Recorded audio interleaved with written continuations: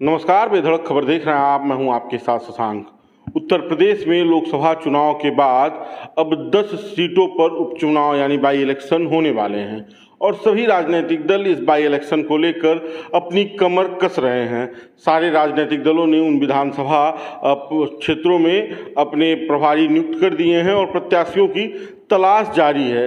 इसी क्रम में आज़ाद समाज पार्टी के राष्ट्रीय अध्यक्ष भीम आर्मी के मुखिया उन्होंने ऐलान किया है, जो नगीना से सांसद हैं चंद्रशेखर रावण, उन्होंने ये ऐलान किया है कि इन 10 विधानसभाओं में होने वाले उपचुनावों में आज़ाद समाज पार्टी अपने प्रत्याशियों को उतारेगी।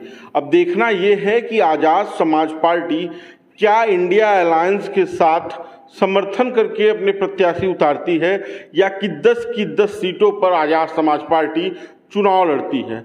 अगर आज़ाद समाज पार्टी 10 की 10 सीटों पर चुनाव लड़ेगी तो इसका सबसे बड़ा खामियाजा इंडिया अलायंस को झेलना पड़ेगा, क्योंकि जो बड़ा वोट बैंक इस बार 24 के चुनाव में समाजवादी पार्टी और कांग्रेस के काम आया है वो दलितों का वोट रहा है।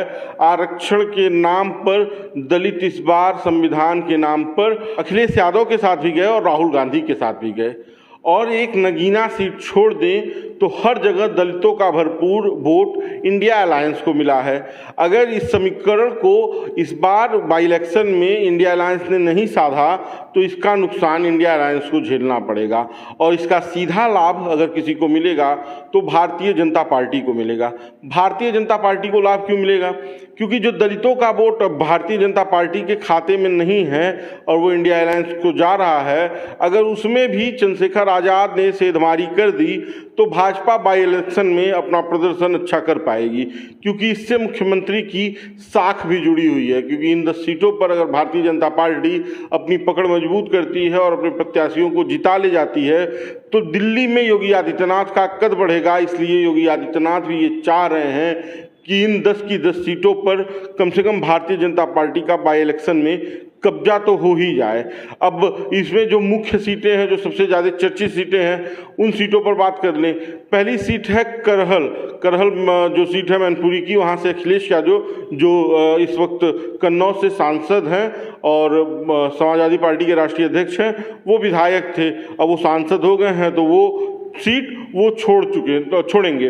दूसरी सीट है अयोध्या की मिल्कीपुर, यहाँ से अवधेश प्रसाद विधायक थे और 9 बार के विधायक थे और इस बार वह अयोध्या फैजाबाद लोकसभा सीट से सांसद बने हैं।